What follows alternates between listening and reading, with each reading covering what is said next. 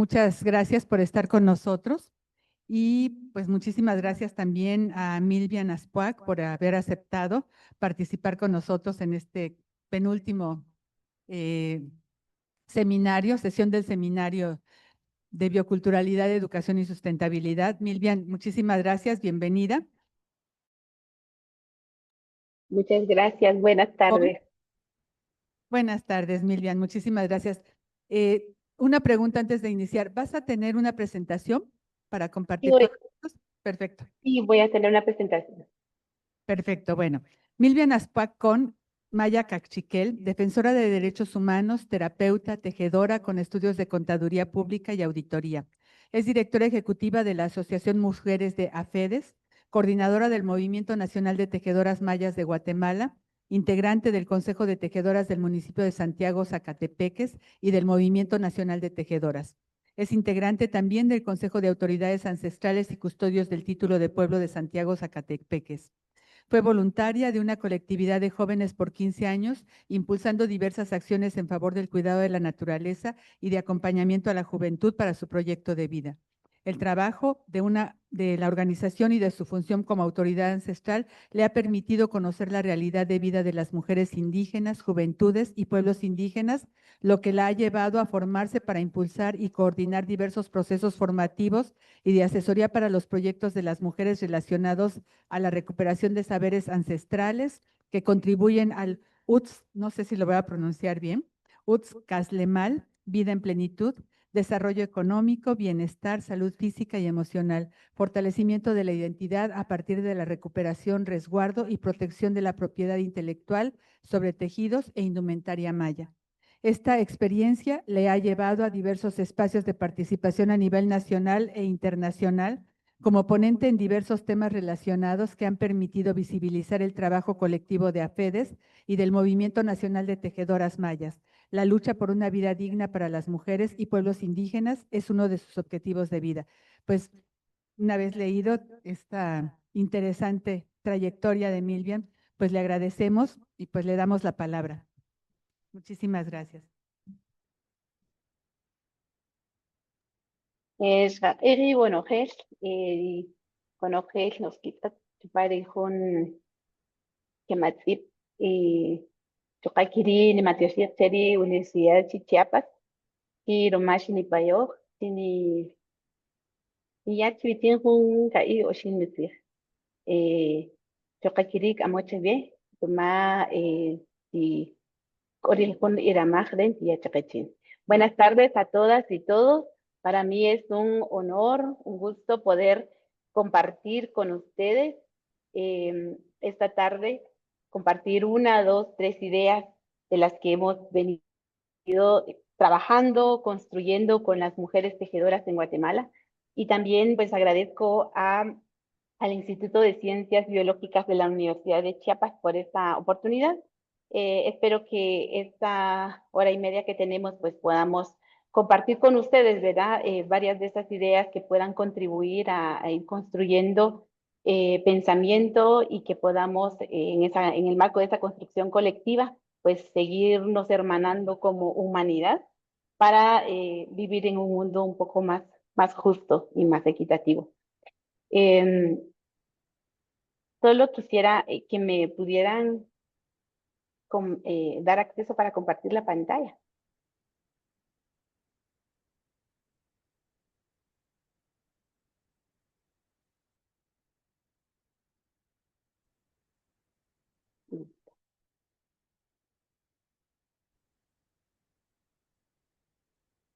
Pregunto si pueden observar ya mi presentación.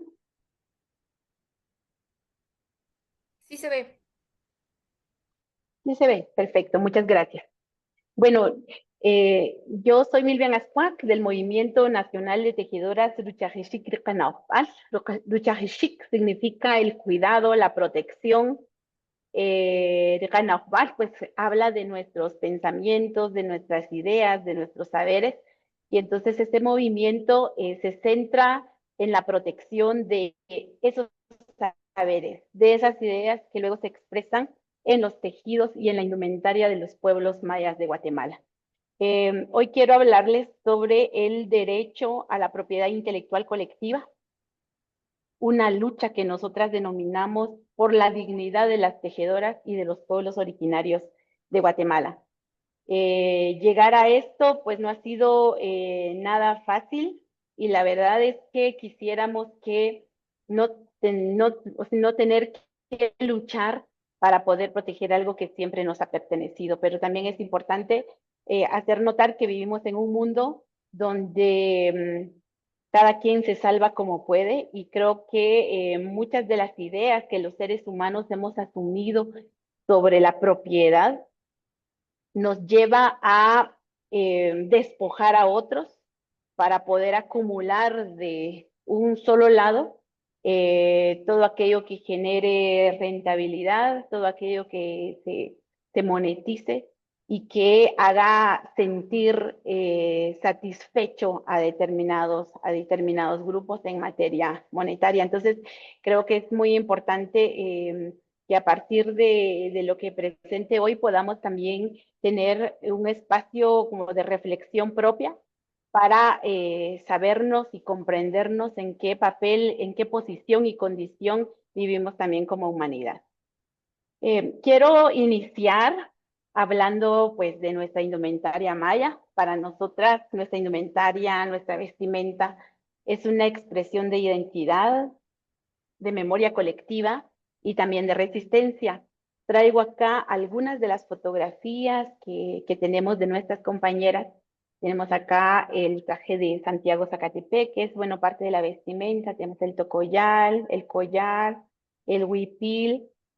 Y tenemos acá también a una compañera de San Pedro Zacatepec, con el nimpot, que es el huipil ceremonial de esta comunidad y que es muy emblemático por los diseños que tiene, ¿verdad? Muchos de ellos tienen que ver con la concepción de la vida y la muerte y también el árbol de la vida que está acá y pues tiene toda una cosmogonía en su significado. Y bueno, varios elementos que son importantes. Acá tenemos también la indumentaria de Xelajuhnok, que está en Quetzaltenango, una indumentaria bastante bella, hermosa, muy cara, por cierto, pero que recoge también todo ese sentido del pueblo quiché que vive en Quetzaltenango. Tenemos acá también a una de las compañeras que es de Tecpan, Guatemala, que tienen, bueno, característico, ellas, bueno, son de un consejo de tejedoras que se llama Arukushkem Ishimche, que significa el espíritu, el centro del ser del pueblo caciquel de Tecpan, Guatemala. Y bueno, característica la serpiente, que es parte importante y centro de la indumentaria que tiene. Acá tenemos a otra compañera que es de Todos Santos, Cuchumatán, está muy cerca de Chiapas, está en Huehuetenango, y característico de ellas, bueno, siempre el look, el corte, ¿verdad? Y el huipil con diversos colores, pero también del sombrero, que tanto hombres y mujeres pues visten.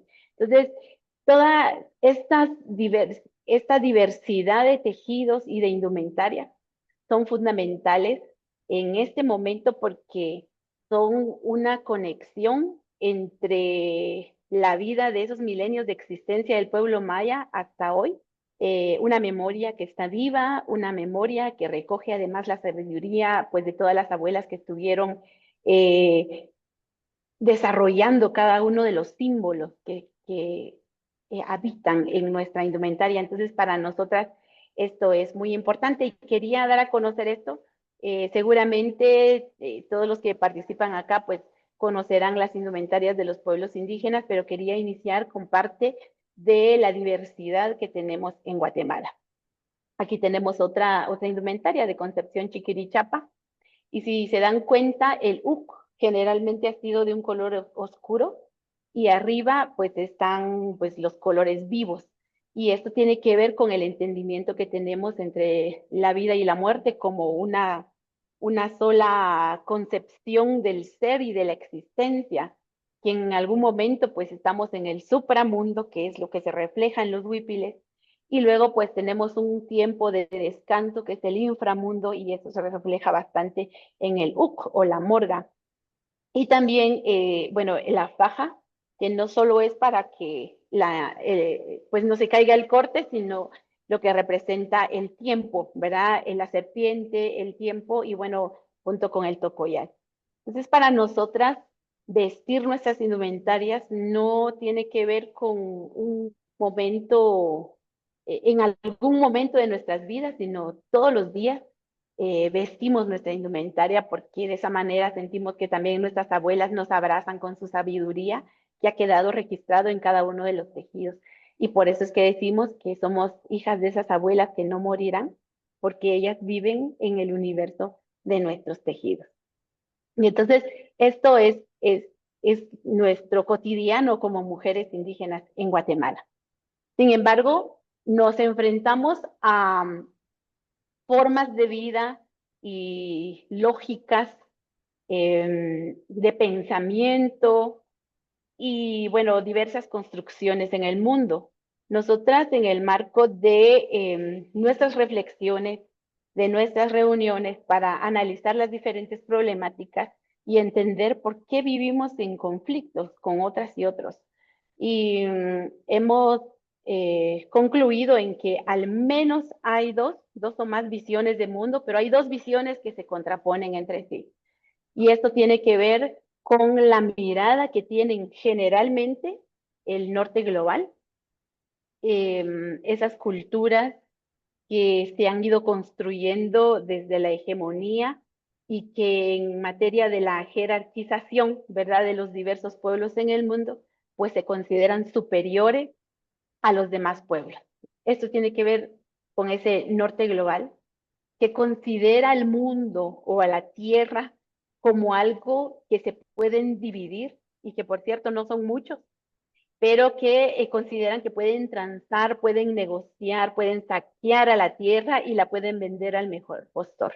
Esa es una idea generalmente de Occidente en esa visión también del mundo del uno que plantea la doctora Aura Cumes, de cómo se dividen el mundo sin importar la diversidad de pueblos que podamos cohabitar en el planeta.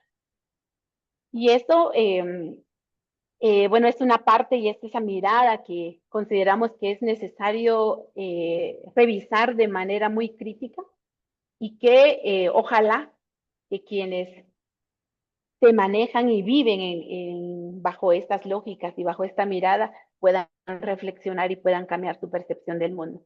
Pero también es importante posicionar la forma en que los pueblos indígenas o los pueblos originarios nos vemos con la vida. Nosotros en nuestro pueblo, por lo menos en Santiago, Zacatepeques y otros pueblos circunvecinos, consideramos a los elementos de la naturaleza como familia, porque en nuestros idiomas propios hablamos sobre, bueno, los nombramos de determinada manera. Por ejemplo, ahora que se está yendo la lluvia, pero y de repente comienza a llover, entonces toda la gente dice Hashpuricatatá o Hashpericatata. ¿Qué es catatá? Es nuestro padre lluvia. Hay otras palabras, por ejemplo, ho, ¿verdad? Pero generalmente se dice que ya vino nuestro padre lluvia. ¿Verdad? Hablamos de los lagos, decimos también, por ejemplo, el lago de Atitlán tiene un nombre de abuela, la luna también, como la abuela luna, el abuelo sol, los árboles, cuando se corta algún árbol, la gente pide permiso y pide perdón, ¿verdad? Diciéndole que gracias, bueno, a la hermana mayor, ¿verdad? Que es el árbol, por, por poder calentarnos a partir del fuego que va a haber. Y entonces esta relación de ver a los árboles como hermanos mayores y las plantas pequeñas como hermanas menores, para nosotras pues es muy importante y de esa manera es que podemos concluir en que la mirada de los pueblos es que somos una unidad en medio de esa diversidad, como vemos en esta lámina, donde los cerros se abrazan y se unen todos, somos parte de la tierra. Entonces, estas dos concepciones de mundo es importante identificar para comprender que los conflictos sobre el territorio se dan debido a estas formas o estas formas de ver el mundo y sobre todo porque la visión del norte global, de esa visión sobre la tierra como mercancía, se antepone o se sobrepone a la forma en que nosotras conocemos y vemos la vida. Y entonces ahí todas las problemáticas que vienen desarrollando.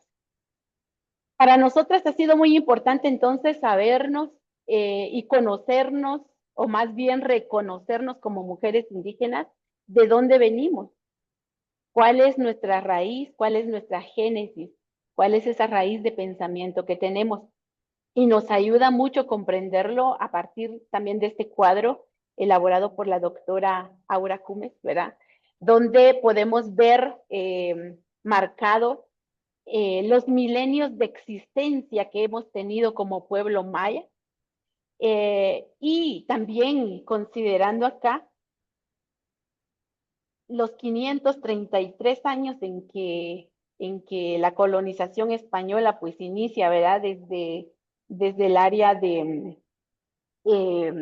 Caribe, y luego en 1524 que ya viene llegando a las zonas más altas, ¿verdad? Nuestros territorios, son 501 años para el caso nuestro. Y luego en el caso de Guatemala, la creación del Estado a partir de 1821, que llevamos 204 años. En este corto periodo de tiempo, a comparación de los milenios de existencia de los pueblos indígenas, vemos cómo se está acabando todo lo que hay alrededor. Y esto solo nos hace pensar que no estamos haciendo las cosas de la manera más adecuada. Nos estamos acabando con el mundo. Todos estamos dejando una huella ecológica bastante profunda y es importante entonces repensar si lo que viene es el futuro o es decadencia, o porque desde nuestra visión es que pareciera ser que el futuro ya fue. Si hubo una capacidad de vivir en armonía con todo lo que existe y permitió esa convivencia por milenios, quiere decir que se ha encontrado una forma más adecuada de gestionar la vida, y entonces eso es fundamental reconocer. Esta red que aparece acá, pues es parte de una construcción colectiva que nos tomó 2 años para poder comprender lo que es más importante para nosotras, ¿verdad? Y esa construcción de Lutkatlen, pero solo voy a dejarlo como enunciado, porque toma mucho tiempo pues explicarlo. Esta es parte de la raíz de pensamiento que tenemos las mujeres de Aferes, pero también el pueblo maya. Y para eso, pues es importante para nosotras decir que como tejedoras necesitamos enmarcar nuestra lucha en algo que sea más amplio, ¿verdad? Y no vernos como tejedoras solitas, separadas de nuestros pueblos, sino que en el marco de ese derecho a la libre determinación de los pueblos, identificar cuáles son estos elementos que nos ayudan a concretar ese derecho que tenemos, que puede estar en alguna ley específica, pero o que puede ser una realidad muy práctica para nosotras. Entonces, para ello, ver hacia atrás en estos milenios de existencia, cómo eran nuestros pueblos, qué elementos de nuestro pueblo se mantiene hasta el momento, cuáles son las estructuras que aún tenemos, cuáles son las capacidades que aún desarrollamos. Para nosotras es importante. Y entonces de esa manera pues vamos tejiendo, ¿verdad? Esa vida antigua y la vida actual, ¿verdad? Y que esperamos que en la vida del mañana pues también nos pueda ayudar y que pueda ayudar a las próximas generaciones. En ese sentido es que hemos identificado varios elementos. Pues nuestros pueblos siempre se autogobernaban, es decir, ejercían la política, impartían sus formas de justicia. Tenemos desde las autoridades indígenas aún esas formas de justicia, creaban formas de pensamiento, entendieron los ciclos de la vida, y aquí podemos ver pues la creación de los nahuales, o por lo menos la identificación de los nahuales, de las energías del día que se repite cada 20 días. También sabemos que para ejercer libre determinación, pues necesitamos capacidades. En el caso del pueblo maya, pues la capacidad de producir su propia comida, es decir, parte de su economía, elaboraban su vestimenta, hablaban idiomas propios, y también sabían cuidar el cuerpo en sus 3 dimensiones. Todo esto, pues, a partir del cuidado en el marco de la salud, y que es muy importante. Entonces, estos elementos son fundamentales para nosotros para poder orientar nuestro qué hacer, ¿verdad? Y decimos que no hay mucho que inventar, ¿verdad? Porque muchos de los consejos que nos han dejado nuestras abuelas y abuelos, pues van en esta línea y es importante darles el valor y posicionarlos como tal. Entonces, esto es fundamental para nosotros. Pero, ¿qué ha pasado? A lo largo del tiempo, por lo menos de la historia ya escrita en papel, ¿verdad? Tenemos algunas historias de luchas, de resistencias, frente a un despojo y un extractivismo que comenzó a partir de la colonización de nuestros territorios. Para nosotras es importante entonces caracterizar ese extractivismo, ese despojo, y quiénes son los diversos autores de esta actividad tan perversa para con los pueblos del mundo. Y para ello también ha sido tan importante para nosotras reconocer entonces qué es nuestro territorio, cómo lo vamos a conceptualizar. Al principio considerábamos el territorio únicamente la parte geográfica, ¿verdad? La tierra, pero al final pues fuimos abordando que hay muchos espacios en el tiempo, en el mundo de las ideas y en la parte muy física, muy concreta, muy natural, que hace parte de ese territorio. Entonces, entendemos nuestro territorio como la tierra, nuestro cuerpo, la naturaleza, nuestra historia, la memoria, los saberes y la espiritualidad. Y esto nos abre a nosotras un camino más amplio para la defensa de todo aquello que forma parte de nuestra vida, ¿verdad? En nuestro territorio. También ha sido muy importante reconocernos entre mujeres y poder visibilizar a todas aquellas mujeres que han estado como protagonistas de levantamientos importantes en diversas partes de la historia. Y entonces de esa manera saber que no somos las únicas que estamos luchando ahora, sino muchas otras mujeres de nuestras comunidades y de nuestros pueblos que han sido parte importante de la construcción de lo que tenemos en este momento aún como derechos. Entonces esto es muy importante. No voy a nombrar a cada una, pero solo quería hacer ver esta parte. Luego comenzamos a identificar nosotras, por lo menos en el año 2005, a partir de trabajar un poco más continuo y luego más profundo en el trabajo del arte textil maya con las mujeres tejedoras, y nos dimos cuenta que lo que nos comentaban nuestras abuelas sobre el hilado de algodón y sobre las prácticas opresivas que tenían nuestras abuelas al inicio de la colonización, y era que había una explotación de la mano de obra de las mujeres para hilar algodón y para elaborar tejidos. Y bueno, eso es parte, digamos, de esa historia y de esa memoria que tenemos. Y nos damos cuenta que en estos tiempos aún vivimos con ese despojo y esa apropiación cultural y epistémica. Sin embargo, pues las tejedoras mayas seguimos tejiendo, tejemos para la vida. Y entonces es importante para nosotras reconocernos que las abuelas, ¿verdad? Que representadas en esta figuría que aparece en la pantalla, desde tiempos antiguos, siempre tejieron. Nosotras seguimos tejiendo en la actualidad y las futuras generaciones se siguen preparando para continuar con esto, que no es una actividad romántica, sino es una actividad cotidiana de nuestra vida, muy propia de nosotras, muy propio de nuestro sentir. Y entonces, ¿a qué nos enfrentamos? Todos estos saberes que por milenios fueron creados y protegidos, no de manera individual, sino con prácticas y lógicas comunitarias, comunales o colectivas.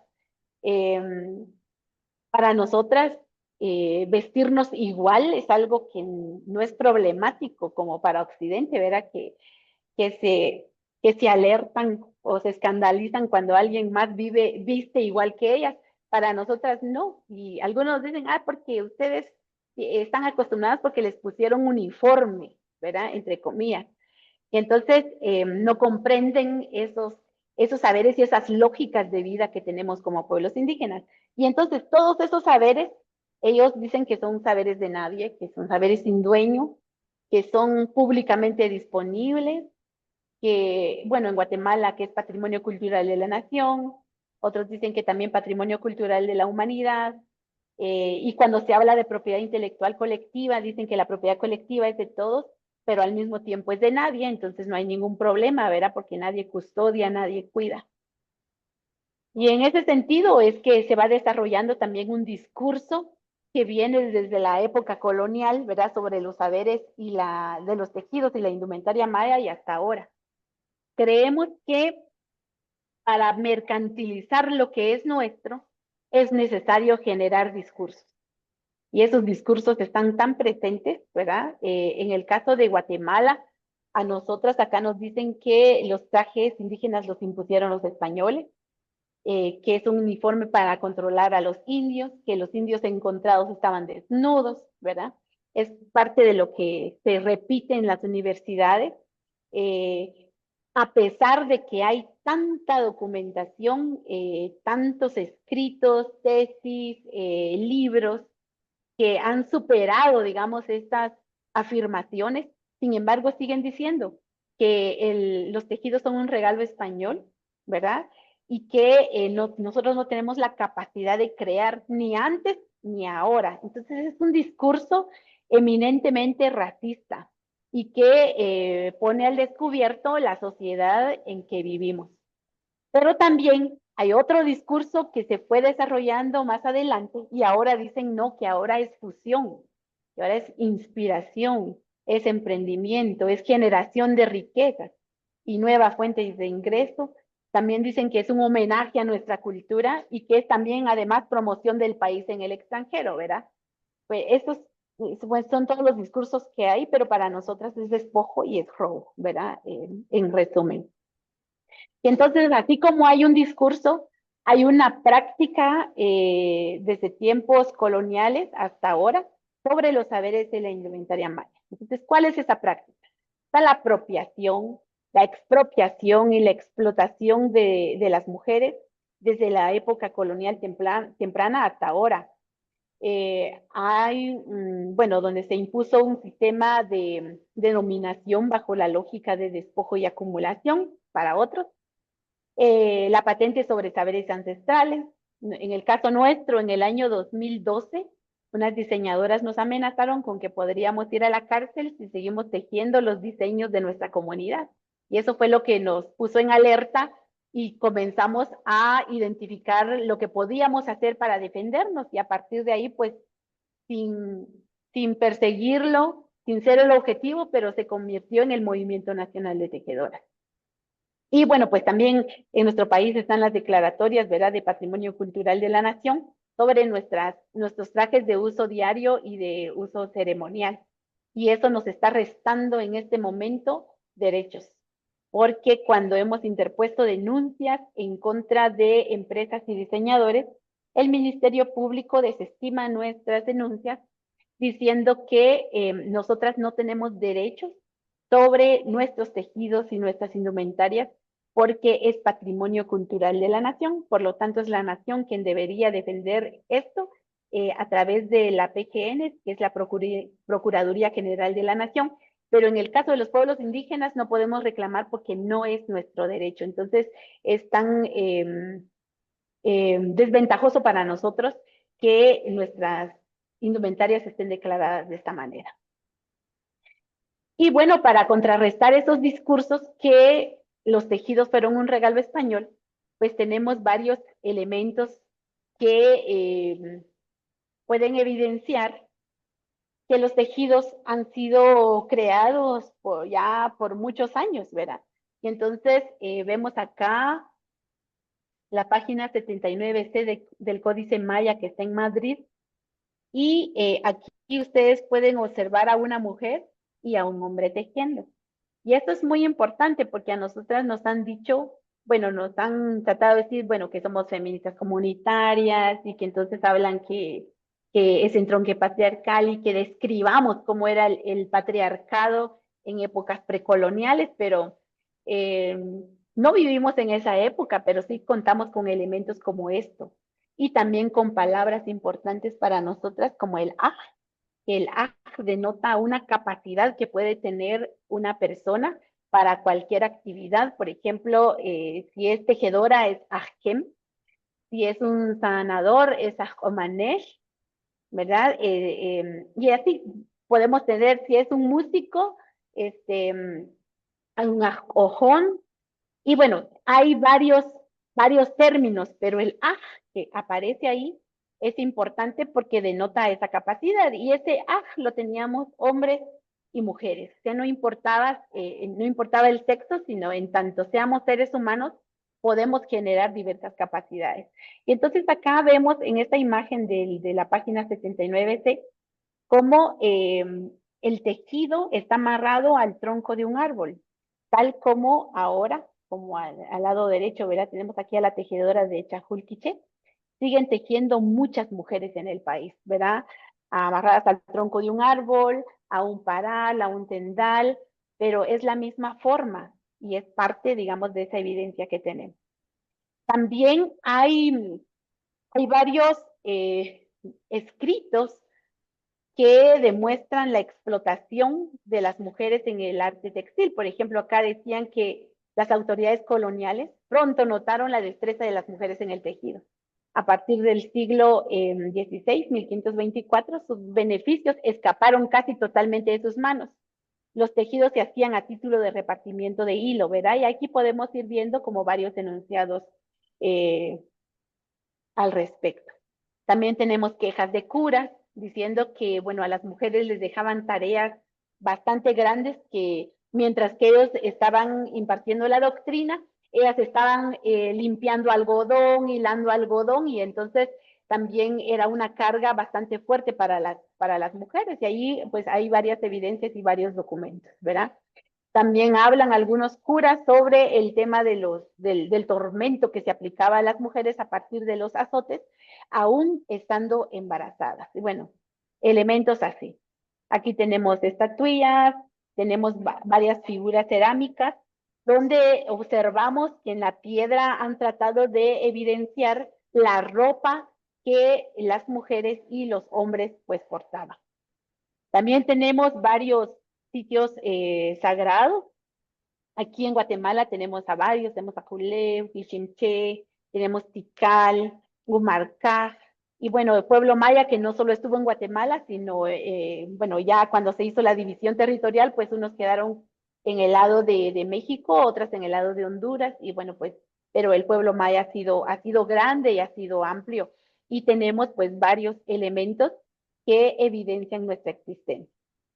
Tenemos esos templos, pero también tenemos los huipiles, que resguardan también esa información que en algunos templos fueron quedando, y aquí podemos observar los distintos huipiles de Comalapa, Chimaltenango, Santa Polonia, y bueno, pues este es del área Cachiquel. Tenemos también varios vasos y vasijas donde podemos observar la vestimenta que tenían las mujeres. Y cabe decir que la vestimenta está adecuada según el clima, según la cosmovisión, según la percepción, pero la vestimenta se ha adecuado.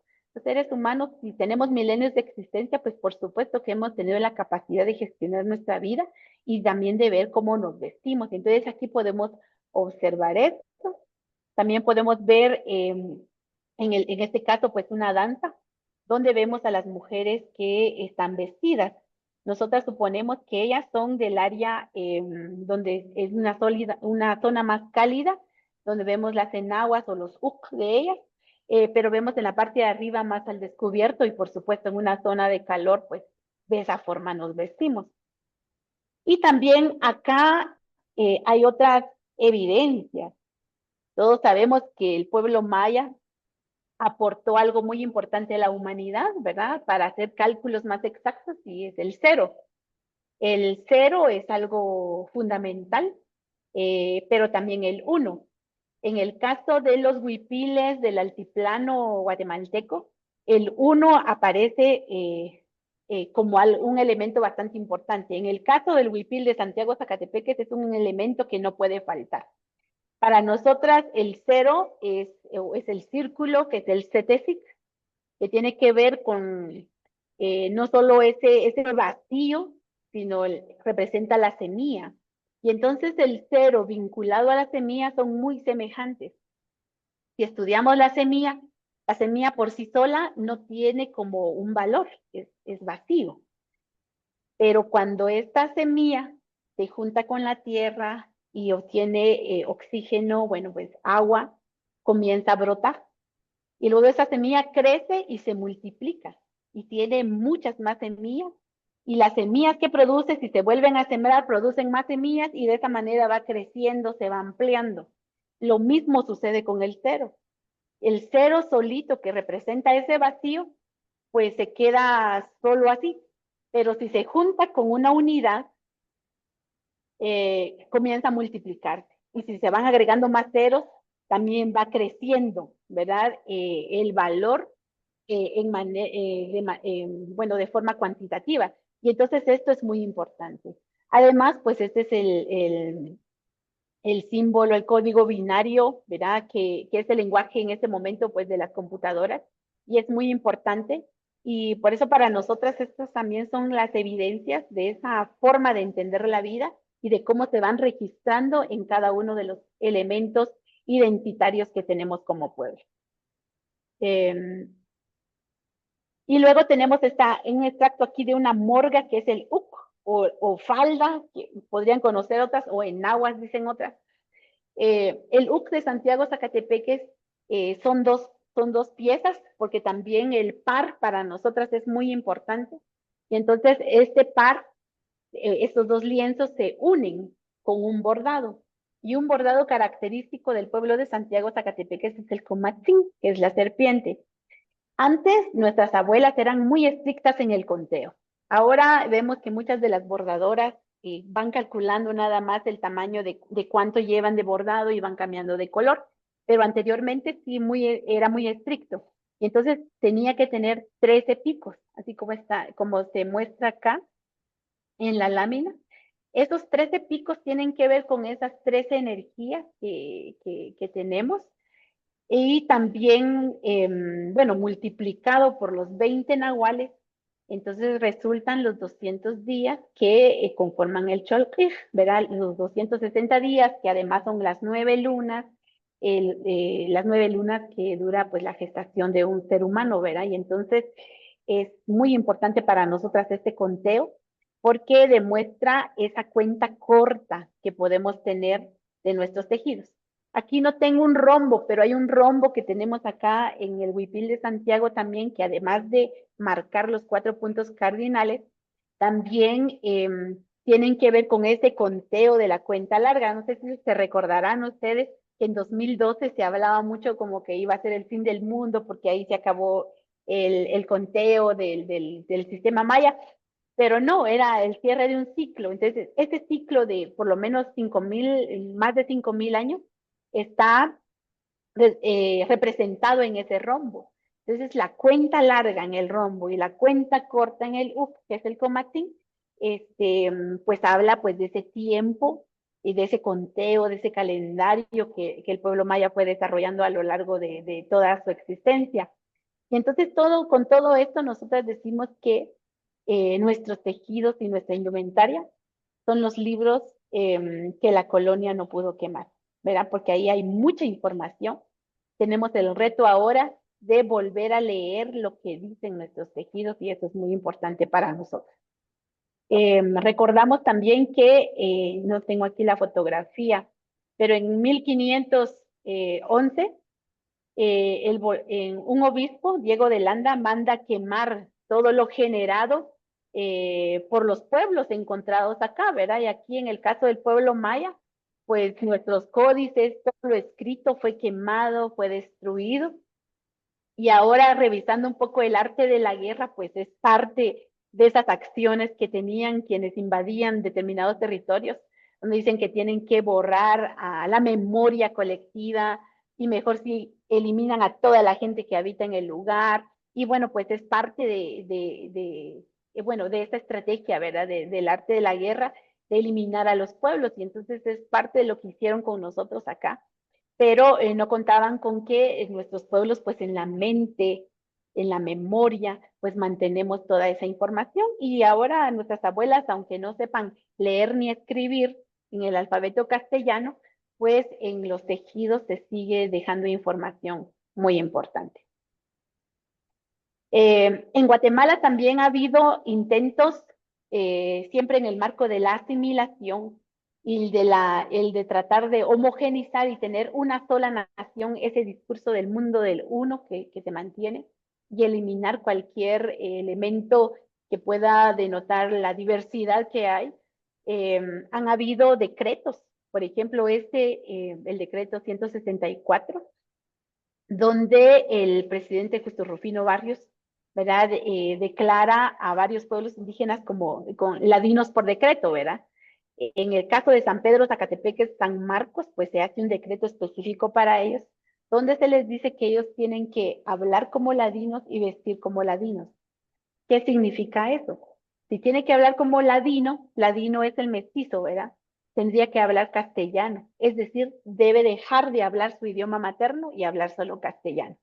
Y si tiene que vestir como ladino, quiere decir que ahora tiene que usar falda, pantalón, vestido y dejar su indumentaria maya. Entonces, intentos así han habido, pero nuestras abuelas, las mujeres, son las que siempre hemos resistido, ¿verdad? Ante todos estos procesos de asimilación y de querer borrar nuestra historia y nuestra memoria. En el caso de San Pedro, Zacatepeque, San Marcos, lo que hicieron las mujeres fue tejerse unos delantales enormes que cubrían todo el uc o todo el corte, y de esa manera hacían ver como que usaban faldas enormes, pero en realidad pues fue una estrategia que utilizaron para que su corte pues no desapareciera. Entonces, ante todo esto, nosotras decimos que la indumentaria maya o indígena no fue una imposición española, mucho menos un regalo español, porque de verdad es que no nos imaginamos cómo un asesino, le decimos acá, que venía a nuestros pueblos para querer aniquilarnos, deje su espada y se siente con una mujer para enseñarle a tejer. O sea, es inconcebible eso, es ridículo pensarlo. Y entonces es importante para nosotras, pues, quitarnos esas ideas de nuestra cabeza y no aceptarlas. Y entonces nosotras decimos que los tejidos mayas son tan antiguos como sus creadores, los mismos pueblos mayas. El vínculo se puede encontrar en estelas, murales, códices, vasijas, los elementos que ya vimos, ¿verdad? Y bueno, con los cambios que se han ido realizando a lo largo del tiempo. Y que los colonizadores los explotaron cuando los vieron útiles para el comercio. Entonces nosotras decimos que en este marco, pues nuestra lucha es por nuestra dignidad, que es una lucha colectiva como pueblos y no solamente como mujeres, y que este es en el marco de la autonomía y la autodeterminación de los pueblos mayas. Y también nos reconocemos como pueblos antiguos preexistentes al Estado.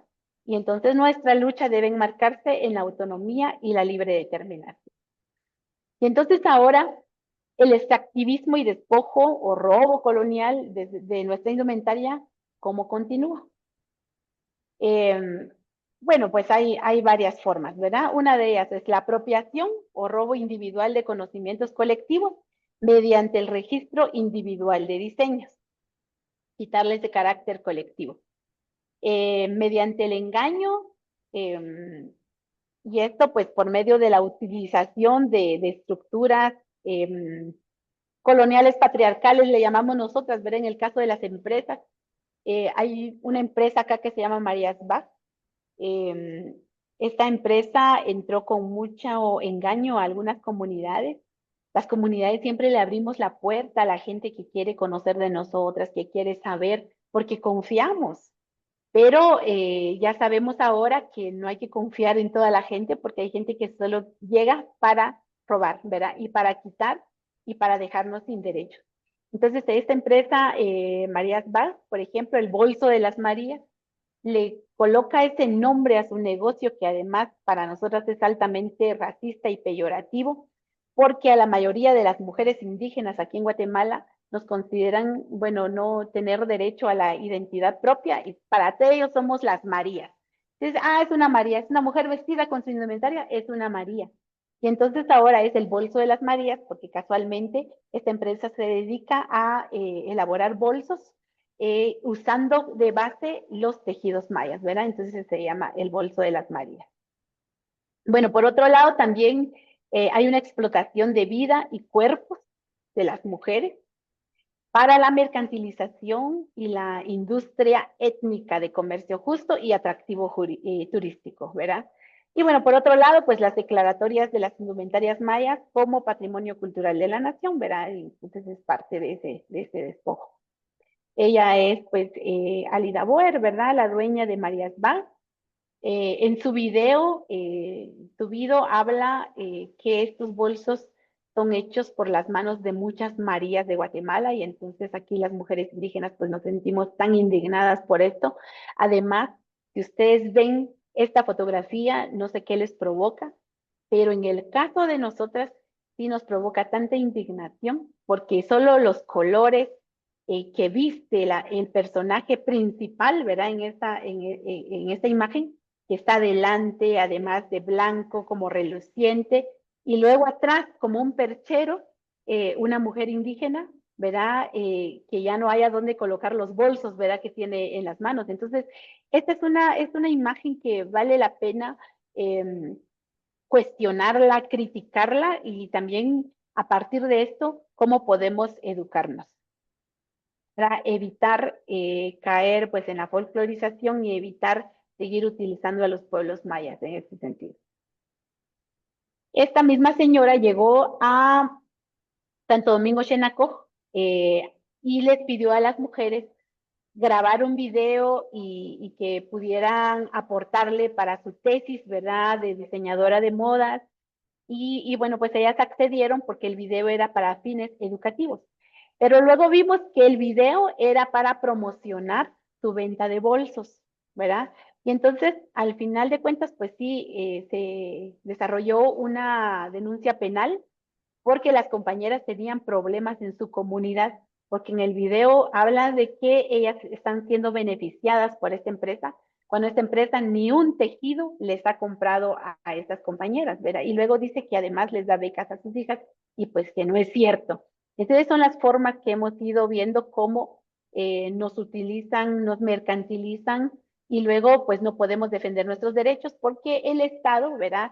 Se coloca a la par de esta empresa para protegerla a ella, pero para desprotegernos a nosotras y en todo caso criminalizarla. También tenemos otras problemáticas, ¿verdad? Que tienen que ver con la folclorización, bueno, apropiación y folclorización que hace el Estado. Aquí entra ya el Estado con la declaratoria de los tejidos ceremoniales y de uso diario como patrimonio cultural de la nación, ¿verdad? Pero además toda la publicidad que genera para atraer turismo al país, ¿verdad? Por medio de la folclorización, la exotización de nuestra vida y de nuestra precariedad, ¿verdad? Y la degradación, pues, de nuestra vida. Además, en el marco de esta folclorización, no, no es que querramos que nos contraten, pero, por ejemplo, hay una idea muy racista del indígena que es feo, que es chaparro, ¿verdad? Y creo que en México le dice que es prieto, ¿verdad? Pero acá que es moreno, chaparro y que no tiene porte para vestir la indumentaria. Entonces, hay una separación del artista de su arte. Entonces, se admira la belleza de los tejidos, de la indumentaria, pero hay como un odio, ¿verdad? Y hay un menosprecio hacia quien lo elabora, que es el indígena. Entonces, esa separación del artista con su arte hace que entonces digan, esta obra de arte es mejor colocarlo en un cuerpo blanco, alto, más estético, porque entonces qué bonita se va a ver la indumentaria, ¿verdad? Porque en nuestros cuerpos no. Y eso es lo que sucede. No sé si sucede lo mismo en México, pero con nosotros pasa eso y a nosotras nos indigna tanto. Entonces, además, cuando comenzamos a ver todo este tema de folclorización que nos indigna, comenzamos a ver que esta folclorización se convierte entonces en otra forma de violencia contra la mujer indígena, sobre todo, y niñez. Nosotras lo que hicimos fue interponer un amparo ante la Corte de Constitucionalidad para evidenciar esa folclorización y la exigencia de que se respeten nuestros derechos. Además de ello, si con nuestra forma de vida, con la creación de nuestras manos, incluso de nuestras imágenes, el Estado se beneficia con ingresos de divisas por turismo. Por ejemplo, en 2017 fue de 1.212 millones de dólares y de esto nada regresó a las comunidades. ¿Cómo entonces puede haber una distribución o redistribución de esos recursos que ingresan al país? ¿Verdad? Porque el Estado no ha dejado de promocionar al país haciendo uso de los elementos de los pueblos indígenas. Vemos cada vez más como, por ejemplo, Netflix, ¿verdad? Que junto con el INGUAT hacen todo un documental, pero alejado de los pueblos indígenas, pero utilizando lo que los pueblos indígenas producimos. Entonces también tenemos una crítica a este documental de Netflix, porque muchos de los elementos que presenta este documental, que no son solo las indumentarias, sino también los ríos, los espacios que tratan de promocionar para el turismo, son territorios cuidados y resguardados por los pueblos indígenas, a pesar de la criminalización y de la judicialización y encarcelamiento que tienen varios hermanos y hermanas defensores de estos territorios que ellos tanto promocionan, ¿verdad? Y dejan por un lado, pues, a las empresas que hacen un daño ambiental bastante terrible en estos territorios. Y entonces, bueno, primero este amparo lo presentamos ante un tribunal menor, pero desestimó el amparo, ¿verdad? Negó el amparo y la justificación que usó fue que el amparo no fue firmado por todos los pueblos indígenas de Guatemala. O sea, somos 17 millones de habitantes, 16, digamos.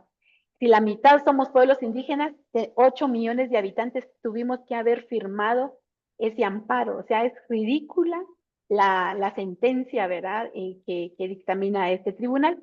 Esto nos llevó a la Corte de Constitucionalidad y luego, pues, ya la Corte declara con lugar el amparo contra el INGUAT por la folclorización de la imagen de las mujeres tejedoras.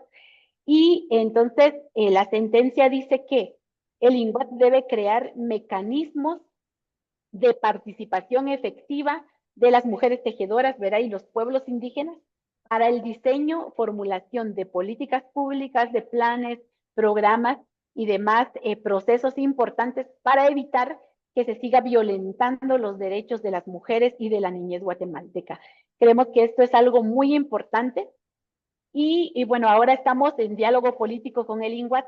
De hecho, hoy tenemos un evento con ellos porque estamos tratando de implementar esta sentencia que está desde el año 2020 y que ha costado mucho con el gobierno anterior. No tuvimos, aunque enviamos muchos memoriales, pero nunca tuvimos respuesta de parte de INGUAT. Y entonces ahora, pues con el gobierno que tenemos ahora, pues se ha aperturado un poco más y estamos ahí tratando de implementar esta sentencia. Pero nos damos cuenta que el país no está preparado para implementar una sentencia de este tipo, porque el racismo está tan profundo en el corazón de la gente y sobre todo en la estructura del Estado, por lo tanto no nos deja espacio a nosotros y nos ven solo como para participar, para estar ahí sentado, pero no para poder tomar decisiones dentro de esa institucionalidad. Y entonces sí hay un camino largo que recorrer para que la implementación de esta sentencia se dé de la manera como se espera. Yo agradecería si ustedes pueden ir colocando algunas preguntas en el chat y luego, pues, cuando finalicemos esta presentación, también quienes a viva voz puedan plantear alguna pregunta, pues lo puedan hacer con mucho gusto. Si lo puedo responder, lo vamos a hacer así. Luego, pues tenemos varios ejemplos de apropiación cultural y mercantilización que realizan diseñadoras, empresas sobre nuestras creaciones textiles. Por ejemplo, es algo que está creando, bueno, pues el Museo Ixchel del Traje Maya de aquí de Guatemala es un museo que aparentemente está para resguardar los tejidos, aunque tiene muchos tejidos. Sabemos cómo han llegado esos tejidos a ese museo, ¿verdad? Que ha sido, bueno, engañando a muchas abuelas, diciéndoles que que les van a cuidar sus tejidos, y en ese lado, pues, tienen razón. Pero las abuelas prácticamente regalan esos tejidos al museo. Pero si ellas quieren entrar a ver sus huipiles para ver cómo están, o sus hijas e hijos quieren entrar a ver cómo están, pues tienen que pagar, ¿verdad? Entonces, bueno, pues está este museo allí, están dentro de las instalaciones de una de las universidades más caras del país, entonces hay que pagar para entrar.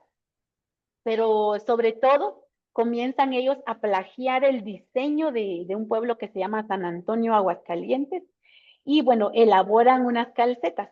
Pero si lo hacen con el tejido original de esta comunidad, estas calcetas saldrían carísimas. Y entonces lo que hacen es que en las telas de poliéster de la más baja calidad, eh, imprimen los diseños de estos pueblos y pues ya los vuelven calcetas, ¿verdad?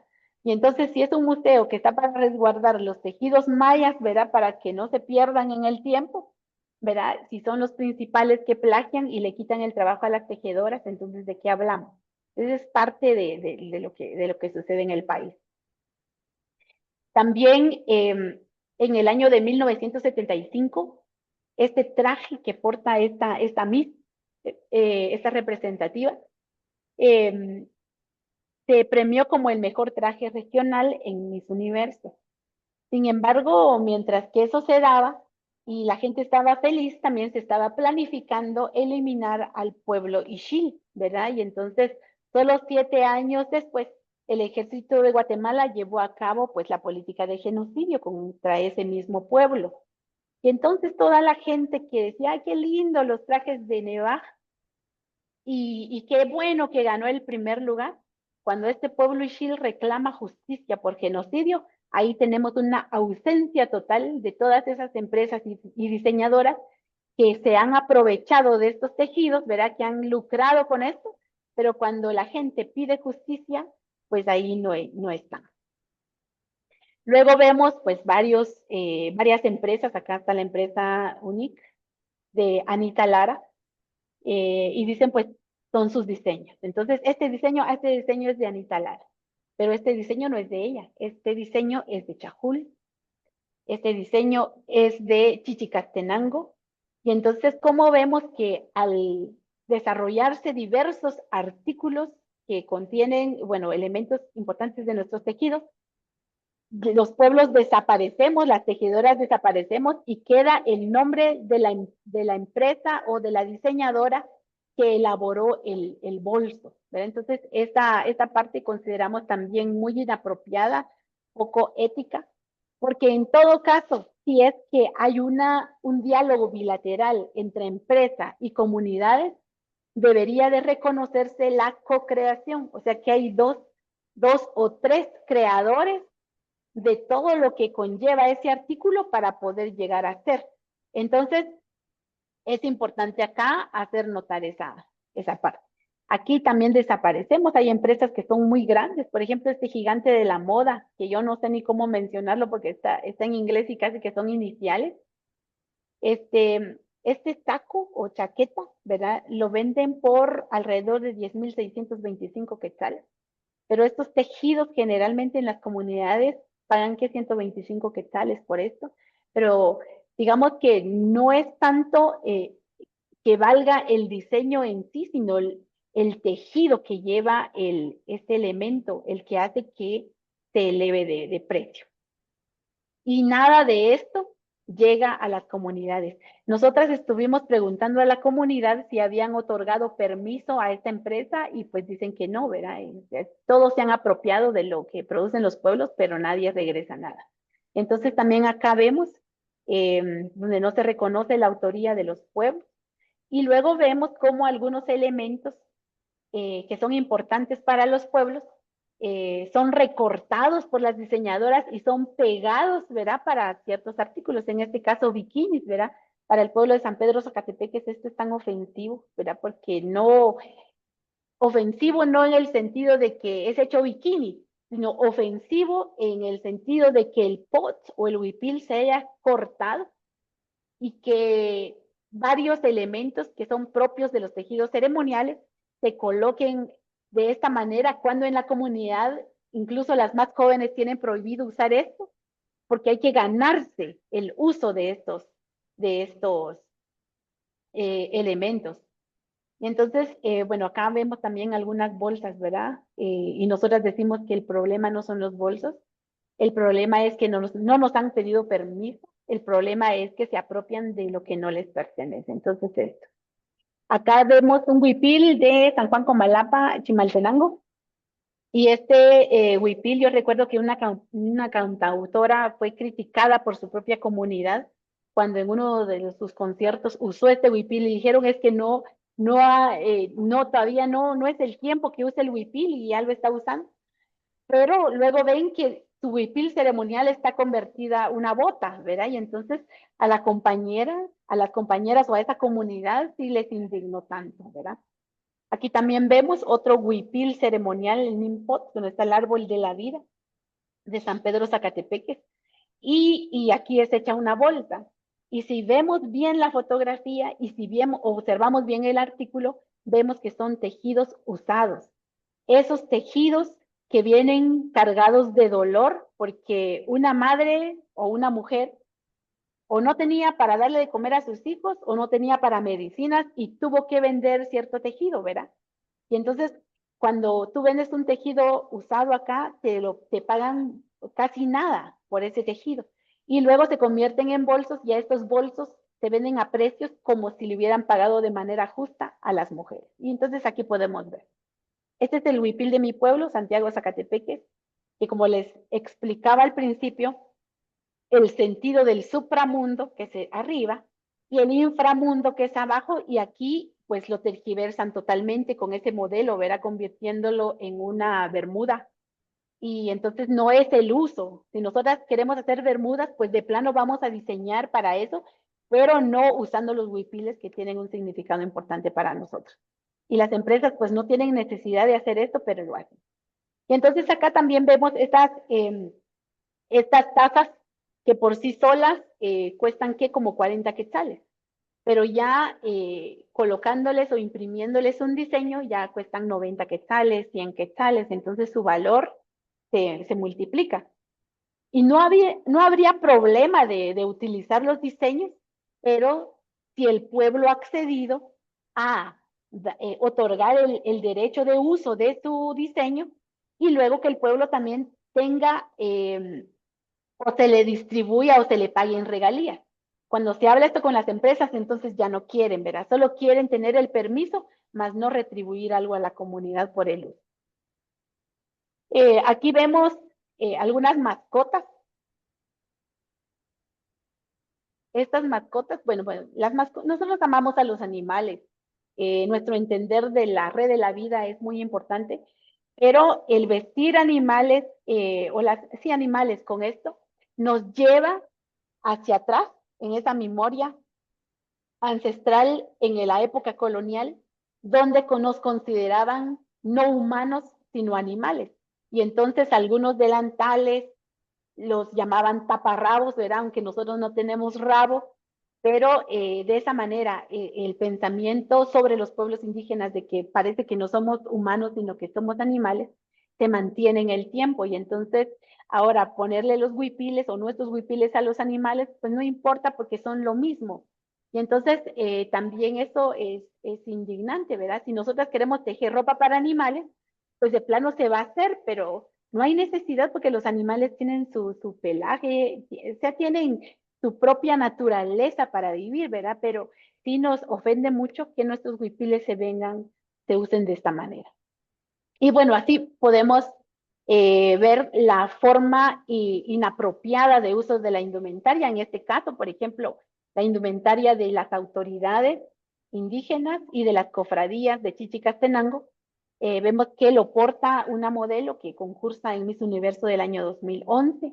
Incluso a manera de engaño, pues pidieron la vara de la cofradía y no sé qué hicieron, pero dieron la vara y hasta se presentó con la vara en ese entonces. Las autoridades, estos principales, se pronunciaron, pero luego no pasó nada. Y luego vemos de esta manera cómo también hay apropiación cultural. En el caso de una panadería acá, que comienza a confeccionar gabachas a partir del rebozo ceremonial o el perraje ceremonial de Quetzaltenango. Y bueno, pues ahora se tuvo que disculpar y tuvo que quitar las gabachas porque es algo muy importante para las mujeres indígenas de allá.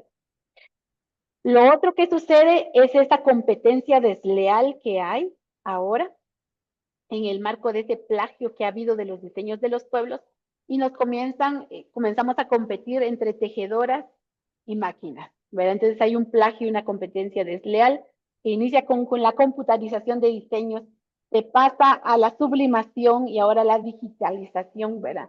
Entonces cada vez hacen más máquinas que desarrollan un montón de diseños porque finalmente pues la industria de la moda a nosotras no nos puede vestir porque nosotras les compramos a las tejedoras de las comunidades y ahora quieren vestirnos, entonces quieren quedarse con todo el mercado del tejido y entonces nos van haciendo a un lado a las tejedoras. Y luego pues este caso, ¿verdad?, de apropiación indebida, que acá pues un caso importante a analizar también para nosotras porque aquí prácticamente el artista visual Daris Rubio, ¿verdad?, denunció a Excelsior por la apropiación indebida de su proyecto Huipil Defense, presentado en 2015 en la Ciudad de México. Y entonces dice ella que ella lo que hizo fue fusionar su pieza tecnológica con un huipil tradicional hidalguense, de la tierra hidalguense. Pero esto no, esto es un huipil del pueblo de San Lucas Tolimán, ¿verdad? Tiene muchísimos años de existencia y está ahí.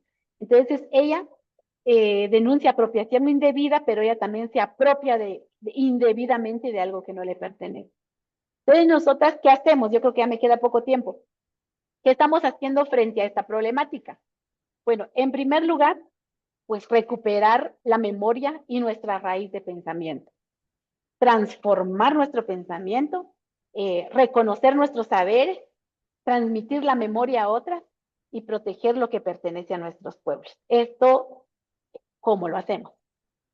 Lo que hacemos es que, bueno, finalmente, luego de la denuncia penal que no prosperó, nosotras vimos que además hay un vacío legal en la normativa para proteger los derechos de pueblos indígenas.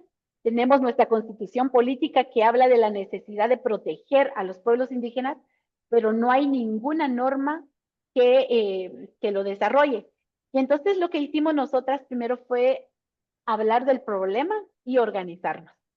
Hemos desarrollado numerosas asambleas de tejedoras en las comunidades para saber si ellas pues observan la misma problemática y si quieren hacer algo junto con nosotras para que se protejan nuestros saberes ancestrales. Entonces nos fuimos conformando varios consejos de tejedoras. Estas asambleas definieron que vamos a tener a un consejo de tejedoras que va a funcionar como una bisagra, como una conexión entre un tercero interesado en nuestras indumentarias y la comunidad, ¿verdad? Entonces, a partir de entonces, nos fuimos conformando y ahora somos 25 consejos de tejedoras a nivel nacional en 7 departamentos del país y varias comunidades están pidiendo pues también que las sigamos acompañando, realizar sus respectivas asambleas y proteger lo que a cada pueblo le pertenece. Pero por otro lado, también es importante para nosotras trabajar en el fortalecimiento de las mujeres que son parte de estos consejos de tejedoras y que podamos profundizar un poco más en la problemática. También para ese vacío legal, nosotras nos presentamos ante la Corte de Constitucionalidad planteando una acción inconstitucional por falta de normativa legal para la protección de la propiedad intelectual colectiva sobre tejidos e indumentaria maya. La Corte en 2017 falla a favor de las tejedoras y le exhorta al Congreso de la República a emitir una ley. Sabemos que los diputados no son tejedoras, por lo tanto no van a comprender lo que nosotras quisiéramos. Entonces comenzamos nosotras a hablar con la Comisión de Pueblos Indígenas y bueno, pues instalamos una mesa técnica para la elaboración de la ley específica. Bueno, tuvimos una serie, muchas reuniones, nos llevó 2 años construir esta iniciativa de ley. También nos presentamos a algunas audiencias temáticas ante la CIDH, por ejemplo, también estuvimos en el foro permanente, y pues la idea es de ir sumando voces en favor de la propuesta de las tejedoras en el país, porque el racismo lo que hace es que si proponemos algo y solo somos las mujeres indígenas, pues no nos hacen caso, no nos escuchan, aunque seamos muchas. Necesitamos también de otras voces, de otros organismos internacionales que ayuden a ejercer esa presión. Hemos presentado numerosas denuncias ante la Procuraduría de Derechos Humanos, el Ministerio Público y la Comisión Presidencial contra la Discriminación y el Racismo, pero no avanzan esas denuncias. También hemos tenido que hacer citaciones a funcionarios públicos, ¿verdad? Para poder avanzar en materia de proteger lo que nos pertenece. Por otro lado, también hemos implementado escuelas de tejido. Nosotras sabemos que una ley no lo va a resolver todo. La ley únicamente para nosotras nos va a servir para reconocer que somos los pueblos indígenas los dueños de nuestras creaciones y que solo nosotros podemos administrar los mismos, ¿verdad? Y entonces queremos que se respete ese derecho que tenemos sobre lo que nos pertenece. Pero también un arte se puede resguardar si se sigue haciendo. Y el racismo ha hecho que muchas mujeres indígenas en el país ya no tejan, y sobre todo las generaciones más jóvenes. Entonces hemos tenido que implementar escuelas de tejido que desarrollamos los diversos consejos de tejedoras y cada vez pues está incrementando el número de tejedoras en cada comunidad y eso es importante para ese resguardo inmediato. Entonces aquí unas fotografías de las escuelas de tejido, recuperamos pues el nombre de los instrumentos para tejer, están las maestras tejedoras que son integrantes de los consejos y que van desarrollando este trabajo con las mujeres de las comunidades. También hablamos de la terapia del color y bueno, pues es parte de lo que vamos haciendo. En materia de educación, pues vamos identificando nuevamente los símbolos y el significado de los mismos y los vamos reproduciendo. Además que también hacemos educación para el uso adecuado de las indumentarias de los pueblos indígenas, de cómo es que deben de ir, para qué se usan. Y bueno, pues también hacemos una crítica a los intermediarios de las indumentarias, porque al final de cuentas la tejedora es la que menos gana y quienes ganan son los intermediarios y pues vamos desarrollando esto. Y nuestras campañas de apoyo a la iniciativa que hemos desarrollado. Siempre en el marco de la educación, nosotras le decimos al mundo que nosotras somos artistas, no artesanas. Esta connotación o esta palabra del artesano refleja esa mirada racista también y clasista de que a los pueblos indígenas nunca nos consideran artistas, aunque nuestras creaciones son una obra de arte, pero son las artesanas, son sus artesanías. Y bueno, entonces decimos que no. Y por otro lado es que somos mujeres con nombre propio y no Marías, aunque nos llamemos así. Que nuestras vestimentas no es traje típico, no es traje autóctono, es cachiac, que es nuestro traje, que es nuestra vestimenta, que es nuestra indumentaria maya. Entonces son parte de nuestras reivindicaciones. Y entonces, bueno, hemos tenido que movilizarnos nosotras para reclamar nuestros derechos y como hemos tenido numerosas solicitudes de tesis doctorales, tesis de maestría, tesis de licenciaturas, y luego nos mandan a decir que si queremos seguir usando información del movimiento de tejedoras, tenemos que citar a las personas que han desarrollado su tesis con base a la información que les hemos proporcionado. Y es parte del extractivismo epistémico que nosotras identificamos. Por lo tanto, pues nos llevó a escribir nuestro libro, ¿verdad? Que dice, nuestros tejidos son los libros que la colonia no pudo quemar. Y bueno, habla de nuestro camino, de nuestros desafíos y de nuestras propuestas. Y bueno, ahora para finalizar, pues seguimos en este diálogo político con el INGUAT acá para la implementación de la sentencia, pero también con el Ministerio de Educación para evitar la certificación de las tejedoras, porque no le compete al Estado decir quién es o quién no es tejedora, ¿verdad? Entonces no le compete, entonces ya han quitado de la nomenclatura la certificación de tejedoras. Y por otro lado, pues también se está actualizando el CNB, que es el Currículum Nacional Base, para dejar de folclorizar a los pueblos indígenas y quitar esas prácticas racistas naturalizadas en las escuelas. Y bueno, pues entre lo que tenemos también la gestión parlamentaria para la aprobación de propuesta de ley, porque para nuestro Congreso de la República, cuando se trata de ganar derechos para pueblos indígenas, entonces no aprueban las leyes, pero estamos en ese diálogo político, ¿verdad? Entonces, eso es lo que quería compartir con ustedes y pues les agradezco a todos pues por su atención.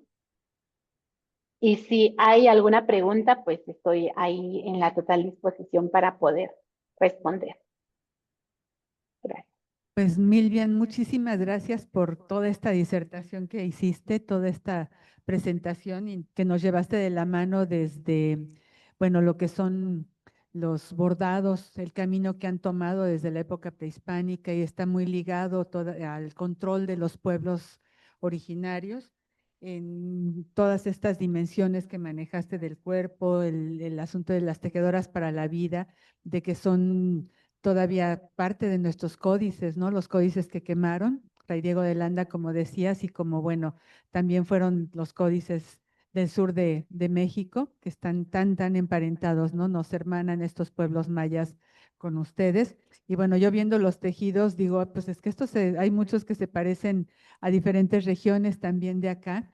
Y bueno, yo quisiera preguntarte si hay alguna forma de relación de hermanarse también con los pueblos indígenas no solamente entre los de Guatemala, sino en México, en Sudamérica, en Centroamérica, con otros lugares, en otras regiones del mundo donde también esto está pasando. Si hay encuentros entre ustedes, ¿se está haciendo algo para hacer un movimiento muchísimo más amplio? Bueno, sí, muchas gracias por la pregunta. Y la verdad es que sí, compartimos mucho. Nosotras tenemos un tejido ceremonial muy antiguo que se parece mucho a unos tejidos de los Altos de Chiapas. Entonces, bueno, el pueblo maya siempre ha sido grande, ¿verdad? Y compartir entre nosotros ha sido algo natural con nosotros. Entonces, sí compartimos mucho y con muchos otros pueblos del mundo también. También nosotras hablamos de que esa inventar algo en paralelo se puede dar, ¿verdad? No es que haya ideas únicas, sino ideas que se parecen, como cuando están los gemelos, ¿verdad? Personas que son muy parecidas. Bueno, lo mismo ha sucedido con las creaciones que hemos tenido también como humanidad y es importante reconocer esto. Por otro lado, nosotras sí hemos tratado la manera de conversar con otras tejedoras de otros países y entendemos que hay algo muy difícil de hacer y de sostener. Y esto tiene que ver con la organización comunitaria, porque esta organización comunitaria requiere de mucho trabajo ad honorem y requiere además, bueno, tener claro el camino de lo que se quiere lograr. Hemos compartido con muchas hermanas, sobre todo de México, de la red de cooperativas del sur. Hemos compartido mucho de del trabajo que hemos hecho. También cuando se estaba construyendo la ley en México, que pues tienen una ley que protege los saberes de los pueblos indígenas en México. Y entonces con que es senadora Susana Harp y otros que estuvieron queriendo conocer un poco más de la lucha nuestra. Entonces compartimos también con mucha gente que es académica, pero lo más importante es la organización de las comunidades indígenas. Y entonces ahí siento que es donde es el reto más grande. A nosotras nos ha tomado mucho tiempo organizarnos y tener claro lo que queremos lograr, ¿verdad? En nuestro país en el marco de la defensa de nuestros derechos. Entonces, bueno, eso ha pasado. Hemos hablado con tejedoras del Perú, sobre todo el año pasado, pero hay interés de las cooperativas, de las asociaciones de tejedoras, pero no es lo mismo con la comunidad autora de un diseño específico. Entonces, siento que es donde se necesita abordar un poco más esto. Lo otro que estamos haciendo es conversando con OMPI, porque tienen una unidad de elementos o diseños tradicionales y entonces la posibilidad de que a nivel internacional se crea o se actualice una de los convenios que hay o de los tratados de donde son parte pues los estados para que se pueda proteger lo producido por pueblos indígenas independientemente al país que corresponda. Porque una normativa legal, una ley, solo solo se puede desarrollar en el territorio nacional de cada país y no se puede proteger en otros lados. Y es importante revisar que varios países han sufrido, como en el caso de Chiapas, ¿verdad? Con esta diseñadora Isabel Marán, ¿verdad? Con la comunidad de Santa María de Tlahuiltoltepec, si no estoy mal, que en su país registra los diseños que pertenecen a una comunidad de México. Entonces, pues eso pueden hacer otras, ¿verdad? Que en su país pueden registrar lo que pertenecen a otros. Entonces, consideramos que a nivel internacional sí hay que sumar esfuerzos. Y eso lo hemos contado con muchas otras, pero está como las ganas, pero no la concreción. Y entonces eso creo que es un gran desafío todavía.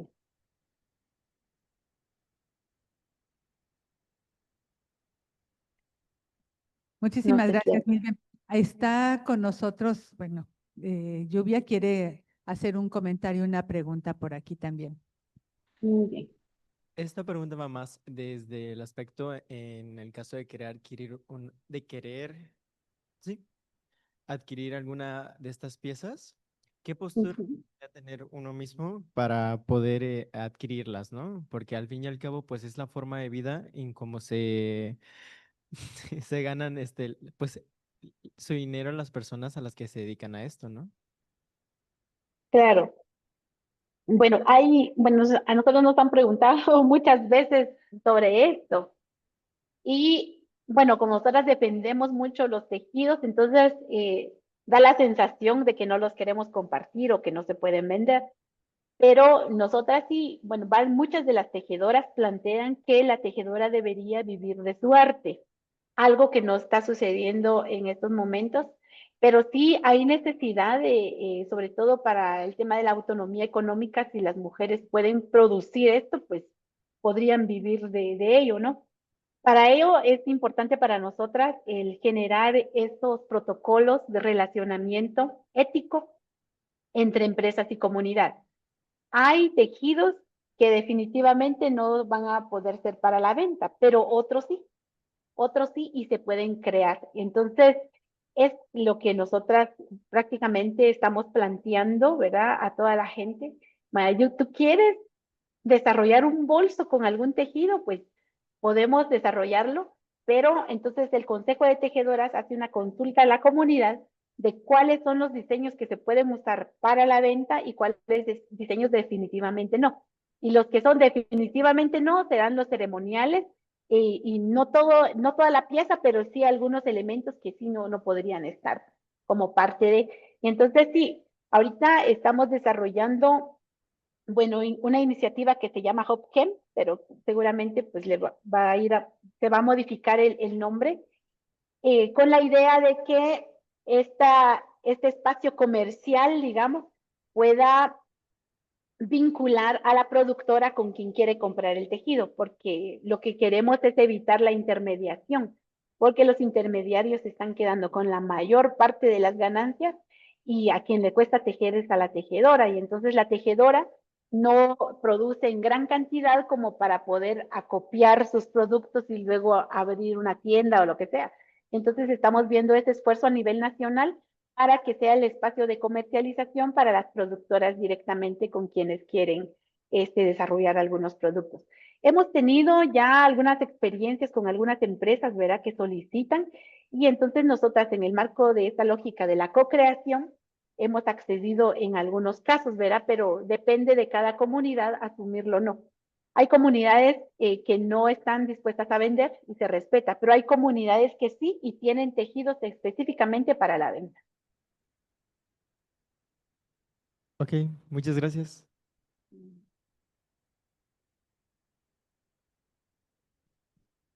Hola Milvian, mi nombre es Manuel Alejandro Morales Rivera y pues realmente estoy impresionado con todo lo que nos compartiste. Me hizo pensar en muchas cosas, bueno, reflexionar como en varias. Bueno, dentro de las muchas cosas que me llegaron, se me hizo muy interesante el darle como esa parte masculina a la lluvia, porque, bueno, nunca lo había pensado, pero tú lo referías como algo masculino. Y bueno, nosotros aquí lo referenciamos como algo femenino, aunque lo vemos de manera masculina. Pero justo cuando lo mencionaste me llegó, ¿por qué? ¿No? Porque lo vemos dentro de esa visión de género.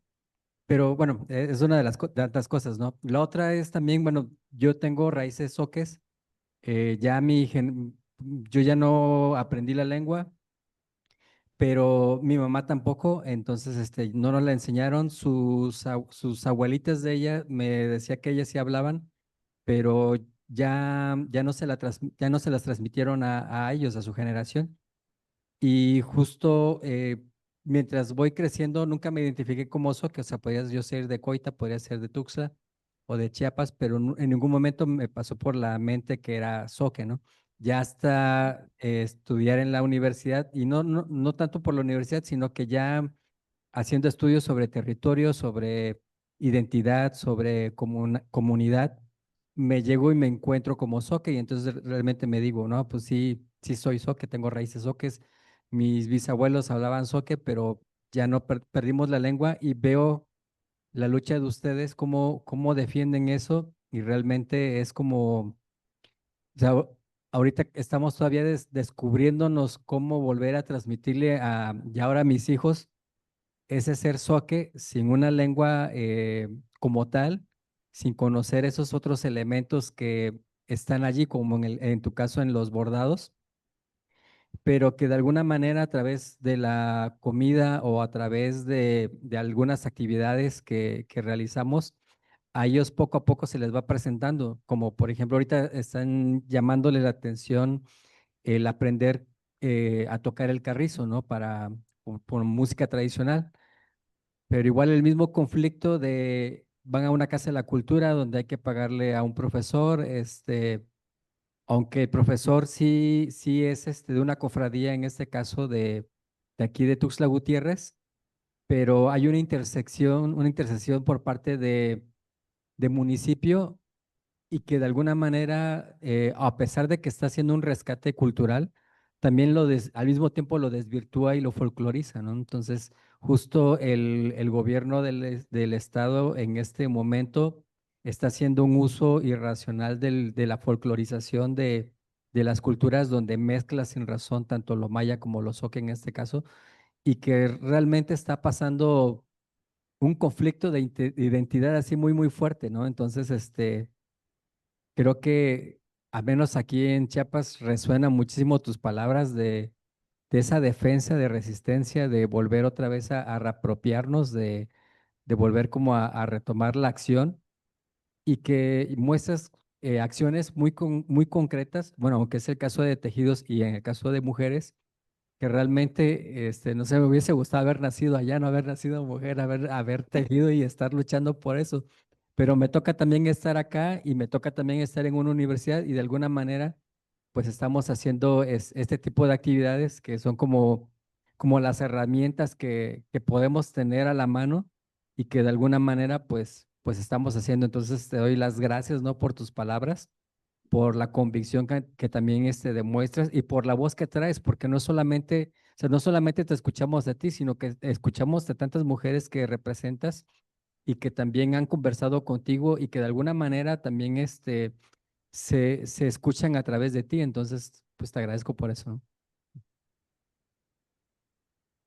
Muchísimas gracias por el comentario. Yo creo que sí hay una gran necesidad de revitalizar nuestras identidades a partir de los diferentes elementos que conforman esa identidad. Y creo también que, bueno, aquí mucha gente, bueno, por el racismo que vivimos, mucha gente quisiera vivir no aquí, sino en el norte, por ejemplo, tener la piel blanca, tener los ojos más claros. Y bueno, por esa idea y le decimos la matriz imperial de pensamiento, ¿verdad? Y quién es el modelo y quién aspirar a esa blancura. Pero consideramos nosotras que el lugar donde estamos representa un espacio importante para poder llevar a cabo esa misión de vida que tenemos. Todos tenemos un acto, todos tenemos un dajahual, todos tenemos algo importante que hacer, ¿verdad? En el lugar que nos toca y entonces creo que a partir de ahí pues podemos hacer y lograr mucho. En esta revitalización, nosotras, pues con los tejidos, creo que ha sido un poco más fácil porque es aprender técnicas, es reaprender la simbología, bueno, y algo un poco más difícil es el idioma y entonces, bueno, pues también el capitalismo nos ha robado mucho tiempo, dice que el tiempo es oro y entonces dedicarnos a algo que es muy importante para nosotras como recuperar nuestros propios idiomas. No tenemos tiempo para eso y entonces eso está afectando mucho. Además de que el racismo acá es bastante fuerte, entonces muchos niños tampoco ya quieren hablar el idioma y muchos padres que pues, producto de la guerra, del conflicto armado, sus padres ya no les hablaron el idioma materno y ahora pues a sus hijos, ¿qué les van a transmitir, verdad? Entonces, hay una situación e historias que han incidido en que perdamos tantos elementos tan necesarios e importantes para nosotros, pero pues sí, hay mucho que podemos hacer, aunque sea poco, pero paso a paso podemos ir avanzando, ¿verdad? Palabra por palabra podemos ir recuperando estos idiomas que tenemos y entonces muchos ánimos y seguramente dentro de la universidad pues puedes lograr hacer muchas cosas, ¿verdad? Que pueda ayudar a futuro a las nuevas generaciones. Pues Milvian, muchísimas gracias. Yo me quedo pensando, yo soy Cashlán. No, pues no tengo, al menos cercanas por parte de los abuelos alguna raíz indígena, pero la, me gustan los bordados desde hace muchísimos años y sí he tratado de portar. Y con este orgullo, ¿no? De ser mexicana y de venir con estas raíces territoriales, aunque tal vez no necesariamente eh, consanguíneas, aunque pues yo no creo haber sido totalmente blanca de españoles ni nada de esta situación, ¿no? Sí, me llama mucho la atención eh, todo lo que has comentado, todas estas luchas indígenas, y yo me quedo pensando, bueno, ¿cuál sería el papel de los que no somos indígenas, de los que no somos pueblos originarios en este sentido, pero que vivimos en un país con estas raíces al que queremos, el que nos gusta y con el que estamos nosotros convencidos de la importancia de seguir conservando todas estas tradiciones, estos bordados, y todo lo que implica, lo que has comentado que tiene un bordado, ¿no? No es solamente un bordado, sino es toda esta interpretación y todo esto que te lleva y te llega a los ancestros, ¿no? Entonces, ¿qué es lo que podemos hacer los que no estamos de esta manera ligados? No ligados a la tierra, porque bueno, estamos ligados a la tierra a través de, pues mis papás era campesino, mis abuelos eran campesinos, y bueno, hay también esa liga hacia la tierra, ¿no? Aunque no se tenga toda estas otras tradiciones, ¿no? Que sí se tienen, aunque bueno, muchas veces oigo muchas cosas que dicen y sí lo relaciono con cosas que decía mi abuela, que decía mi bisabuela, que decían abuelas de los dos lados, ¿no? Entonces, de una u otra manera sí fueron permeando, ¿no? Hacia los que no somos pueblos originarios, pero ustedes, ¿cómo ven esta situación de personas que nos gusta, que portamos esto porque estamos convencidos de que es importante, porque nos gusta dar a conocer de dónde venimos, cómo somos y cuáles son todas estas raíces de las cuales nosotros de una u otra manera también estamos hechos? Y muchas gracias por tu comentario y para nosotras también ha sido un tanto difícil a veces no compartir, ¿verdad? Sino que el relacionamiento, no sé cómo es el relacionamiento, yo supongo que es muy similar acá, que hay aquí en Guatemala no se reconocen como mestizos, sino como ladinos, ¿verdad? Y entonces muchas compañeras con esto de que están muy cerca de los pueblos y que entienden además la problemática y que quieren hacer algo. Y entonces nosotras lo que hemos dicho es que, bueno, nosotras no podríamos reflexionar por ustedes en relación al mestizaje, pero sí vale la pena que ustedes sí. Y eso es una tarea muy, muy propia, ¿verdad? De repensarse cómo se ha venido desarrollando su vida, porque en el caso también de acá, de muchos pueblos, bueno, algunos dice que son ladinos, pero vemos que no, sino más bien han atendido, como dice Yasnaya Aguilar, ¿verdad?, a un proceso de desindigenización. Nosotras no le llamamos así, sino que nosotras nombramos que un pueblo que debido al racismo comenzó a automenospreciarse o autorrechazar su raíz propia, ¿verdad? Y entonces asume otra identidad, aunque sabe que no, tampoco pasó por medio de un mestizaje español maya, ¿verdad? Sino que se fue dando en el camino. Entonces, analizar esa propia forma de identidad es muy importante. Pero por otro lado, también en esa construcción que queremos hacer, porque una de las cosas importantes e interesantes es que, bueno, por lo menos nosotros desde el pueblo maya, la separación no está, sino que es colectiva, es intergeneracional y es complementaria también con otros pueblos, aunque también nos marcamos bien cachiqueles, quichés, y bueno, somos 22 comunidades lingüísticas, pero esa construcción que necesitamos a partir de bueno, algunos le llaman interculturalidad, ¿verdad? Pero esa diversidad de la que somos es importante, el reconocernos, el quitar de nuestra mente también esa forma jerarquizada de vernos como pueblos es tan importante. Nosotras partimos en el marco de los saberes que todas sabemos algo y todas ignoramos algo. En ese sentido, de que todas sabemos y que también todas ignoramos, necesitamos entablar las formas de relacionamiento que nos lleven a la armonía y que cumpla con ese principio de equilibrio que dice nuestra cosmovisión, ¿verdad? Y entonces tratar la manera de articularnos es una tarea que a veces es un tanto difícil, ¿verdad? Porque tiene que pasar por cuestionar nuestros propios egos, ¿verdad? De lo que significa mi pueblo, de lo que significa tu pueblo, y entrar más en que compartimos condiciones y situaciones que muchas de ellas son difíciles, pero también muchas de ellas están llenas de identidad y que a partir de ahí nos podemos ir construyendo. Entonces, para nosotras, las compañeras que no se asumen mayas, ¿verdad?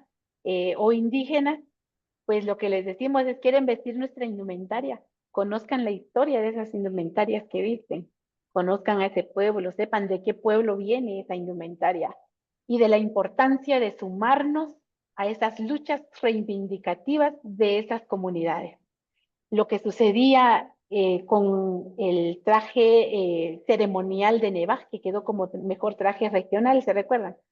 Y que hablábamos de que luego con el tiempo, en la época del genocidio y luego el tiempo en que se comenzó a pedir justicia y ahí no se suma la gente, pues ahí ya vemos una separación.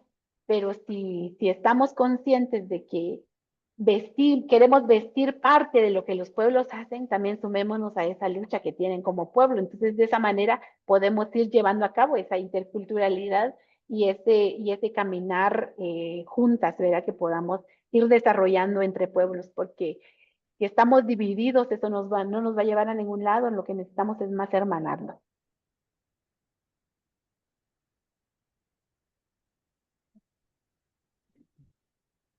Bueno, no sé si hay algo más que quieran compartir o preguntar. No sé si en Zoom haya alguien que quiera comentar algo, que quiera tomar la palabra.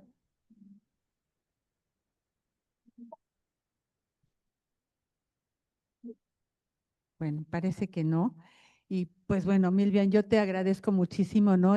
Sobre todo estas últimas palabras que de pronto, como, bueno, acá le dicen cashlanes, Ujú.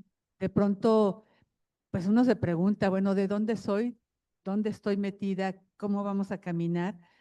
Y se hace mucho, como dices, esta diferenciación entre los que somos, no somos, y esto nos ha hecho muchísimo daño, ¿no? Entonces, esta invitación que tú haces a conocernos, a acercarnos, a caminar juntas, al final del día hay muchas luchas que tenemos en común como mujeres, pero también como personas, como seres humanos que habitamos en este mundo, ¿no? Entonces, no nos hacen nada bien las separaciones y tal vez este acercamiento y este conocernos todos con todos y más profundamente el acercarnos nuestros saberes, nuestros sentires, nuestras historias, nuestras formas de ver el mundo puedan ayudar a tener un mejor mundo, una mejor vida, ¿no? yo te agradezco muchísimo, muchísimo que hayas aceptado estar aquí con nosotros y pues no sé, si no hay nadie más que quiera o que piense en comentar algo más, pues yo te agradezco muchísimo la participación y pues a nombre del Instituto de Ciencias Biológicas de la Universidad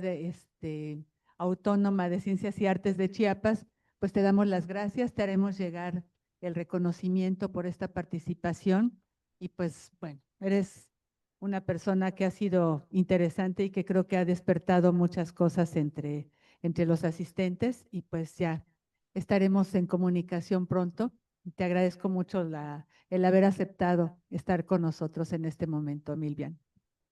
Muchísimas gracias a ustedes también por la invitación y bueno, espero que podamos compartir en algún otro momento, ¿verdad? Y que, bueno, cada quien que en su misión de vida también pueda ir retomando ciertos elementos porque estos van a traer esperanza para todos los pueblos. Muchísimas gracias. Matios Chiver. Pues muchas gracias, gracias a todos los que estuvieron acá y bueno, esta es nuestra última emisión de este año. Cerramos yo creo que con broche de oro. Falta una todavía para noviembre con Eglesen. No, yo pensaba que eran dos nombres diferentes, pero es uno solo, Eglesen. Eglesen son dos nombres. Bueno, entonces, bueno, solo nos terminamos con este y pues agradecemos mucho a todos. Esperamos verlos, escucharlos, tenerlos presentes dentro de un mes, el último miércoles del próximo mes de noviembre. Y pues una vez más, Milian, muchísimas gracias por haber estado aquí con nosotros. Un gusto. Muchas gracias.